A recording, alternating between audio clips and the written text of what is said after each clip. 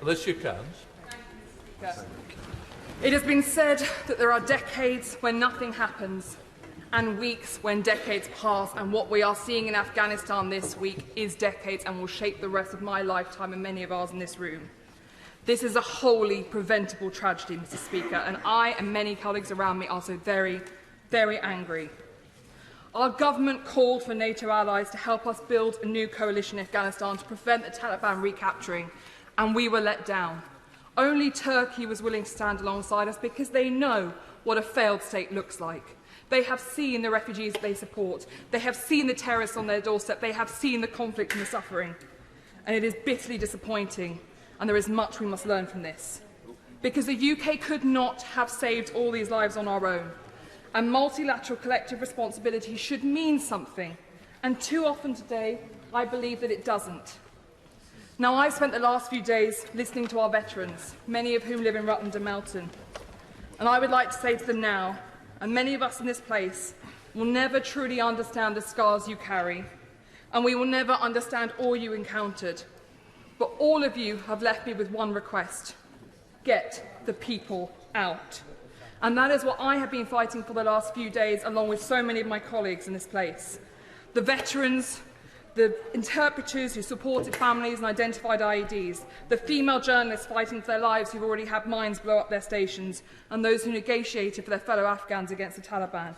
And I must thank the Defence Secretary, because he has been constant in his support every hour over the weekend, helping me to get these people out, so I thank him for his time.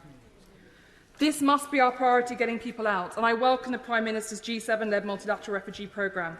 We have to get non-combatant evacuations proceeding at pace. But we are only operating with the consent of the Taliban, most certainly at the airport, and that can be withdrawn at any time. So my primary concern is those safe routes to the airport. The air bridge must be operational at all times, and we must negotiate departures from not just Kabul. Land convoys must be considered humanitarian corridors. Once we get these people out, we must ensure that refugee families are welcome to our country so they can build the lives they never asked for. The kindness of the British people is great, and Melton Borough Council and Harbour District Council have both stepped up already to the plate and said they would like to take as many refugees as they can. The MOD is working with me to identify housing stock from the MOD in Rutland and across the constituency of Rutland and Melton. But I call for the government to consider creating an initiative that allows British nationals to open their homes, their spare bedrooms, their second homes to these Afghans, similar to the private sponsorship route that already exists, because the British people want to step up and help. But beyond the immediate life-saving operations, there is much we must talk about. First, the British government and the international community must recognise that the withdrawal is emblematic of a changing American posture. The comments we have seen over the last few days have rattled me to my core, and yes, you are not meant to speak ill of your friends and allies, but in this case we have no alternative but to call out the comments against our Afghan allies.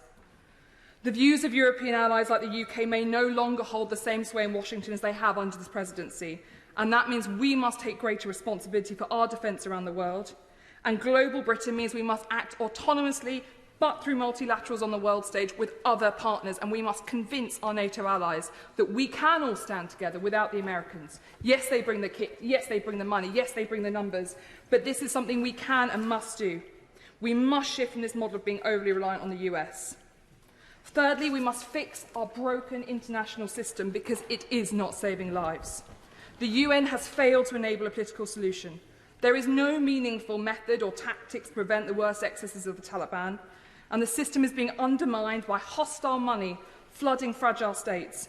And there are hostile states sitting on the human rights and women's councils of all of those organisations of the multilateral world. And it is our duty as the UK to fix the international system, because we can do it. I have sat at the negotiating tables. It is the UK that brings countries together behind the scenes. It is the UK that provides the bureaucracy and systems that allow coalitions to be effective. We must recognise our unique expertise and step up. We must also look hard at our strategic goals in South Asia, because China is most certainly doing that. Their goals are securing influence against Pakistan, stripping minerals, and creating an alternative, superior diplomatic track. Their plunder diplomacy is well underway, and they're using the situation to threaten Taiwan already, saying, look what the Americans will do, they will leave you. By recognising the Taliban, China has taken the first step towards creating an alternative international mechanism. where the gravitational shift is towards them, and we must stand strong against this. I also urge caution about our posture towards the Taliban, because I must confess that I see it as simply platitudes being laid before the international community, little more than a tactic to allow the Taliban to consolidate their control, to avoid sanctions, keep the aid money rolling in, root out all those on their hit list and avoid UN Security Council measures. Perhaps I'm wrong, but Pashtunwali tells us that Taliban intent includes justice or revenge as one of the core tenets of their society and way of life. We must also adequately monitor al-Qaeda. The human cost of this withdrawal is monumental, but the strategic consequences risk being so much greater if we do not learn the lessons of the last few decades. We must properly focus on atrocity prevention. The new conflict centre, which I fought for, must lead our way in deciding how we become more strategic. We cannot be everywhere in this world, and we cannot rescue every mission, but we can work on two core principles. The first is to protect our nation, protect our people, and protect our prosperity. And we must be single-minded in our focus on this and incredibly strategic. And the second must be to live up to our promises so we can look those in the eye to whom we've made promises, to whom our veterans made promises, and stand squarely behind them. I think we can't go wrong if this guides us in our foreign policy. And finally, Madam Deputy Speaker, I wish to thank our armed forces and our border staff and our Foreign Office staff and Sir Laurie Bristow for the heroic work they are doing to get people out. I've worked in the crisis centre, I know the hours they're working. We are so grateful to all they are doing, putting their lives at risk for the duty and responsibilities of this House. Madam Deputy Speaker, we speak today in a changed world, and I have no doubt that we will open our hearts to the people of Afghanistan, and together this House must mourn those who are left behind and those who will not make it already. But our singular purpose has to be atrocity prevention in the future, recognising where the threats to this country lie, making sure we are single-minded in our focus of challenging those and protecting our people, and making sure that the world that has become darker this week and more uncertain is one where at least we know the light which we will follow ourselves. Thank you, Madam Deputy Speaker.